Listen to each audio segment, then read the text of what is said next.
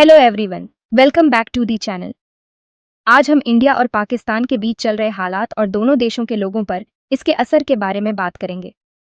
11 मई 2025 तक दोनों देशों के बीच सीज फायर है, लेकिन यहां तक पहुंचने का सफर बहुत मुश्किल रहा है। कुछ हफ्ते पहले 22 अप्रैल को इंडियन एडमिनिस्ट्रेड कश्मीर में हुए एक टेररिस्ट अटैक में 26 टूरिस्ट मारे गए थे। इस दुखद घटना के बाद कई सारे मिलिट्री एक्शंस हुए। इंडिया ने ऑपरेशन सिंदूर शुरू किया, जिसमें पाकिस्तान में टेररिस्ट कैंप्स को निशाना बनाया गया। इस वायलेंस की वजह से बहुत लोग हताहत हुए हैं। इंडिया का कहना है कि उसने 100 से ज्यादा टेररिस्ट मारे हैं और उसके 5 मिलिट्री पर्सनल शहीद हुए हैं, जबकि पाकिस्तान ने बताया है कि इंडियन शेलिंग की वजह से 11 आम लोगों की मौत हुई है और 55 लोग घायल हुए हैं। इसके अलावा पाकिस्तान ने दावा किया है कि उसने 5 इंडियन जेट्स और 25 ड्रोन्स को मार गिराया है।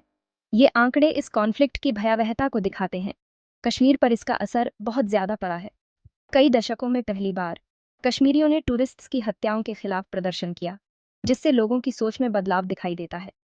आर्थिक रूप से यह क्षेत्र बहुत परेशान है। कश्मीर की इकॉनमी का एक अहम हिस्सा टूरिज्म पूरी तरह से ठप पड़ गया है, जिससे बहुत सारे कैंसिलेशन हुए हैं और लोकल बिजनेस को बहुत नुकसान हुआ है। राजनीतिक रूप से स्थिति अभी भी उलझी हुई है। इंडिया में प्राइम मिनिस्टर मोदी ने टेररिज्म के खिलाफ सख्त रुख अपनाया है, लेकिन उनकी सरकार को कश्मीरियों के साथ ज्यादा बातचीत न करने और उनकी इकॉनमी को सपोर्ट न करने के लिए आलोचना का सामना करना पड़ रहा है।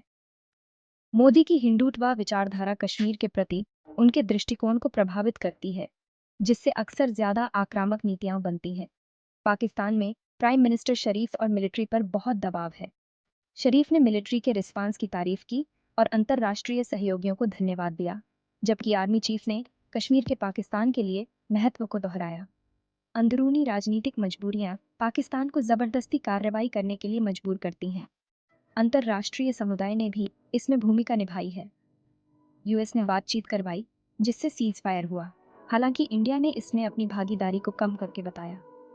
चीन ने चिंता व्यक्त की और रचनात्मक मदद की पेशकश की, जबकि दुनिया भर के नेताओं और यूएन ने संयम बरतने की अपील की। यहाँ तक कि पोप ने भी स्थायी शांति की अपील की। भविष्य की बात करें तो आगे का रास्ता ज्यादा आशाजनक नहीं दिखता। बातचीत के लिए बहुत कम उत्साह होने के कारण सार्थक शांति दूर की कौड़ी लगती है। यह जारी संघर्ष दक्षिण एशिया में क्षेत्रीय सहयोग को बाधित करता है और गंभीर मानवीय चिंताओं का कारण बनता है। आम लोगों की मौतें, विस्थापन और बुनियादी ढांचे को नुकसान दोनों देशों को परेशान करता रहता है। याद रखें, कश्मीर पर संघर्ष कोई नई बात नहीं है। यह एक लंबे समय से चला आ रहा मुद्दा है, जिस पर पहले भी 3 युद्ध लड़े जा चुके हैं। भारत और पाकिस्तान दोनों के पास बड़ी सैन्य क्षमता है और उनके पास परमाणु हथियार है, जो इस गतिरोध में एक खतरनाक आयाम जोड़ते हैं।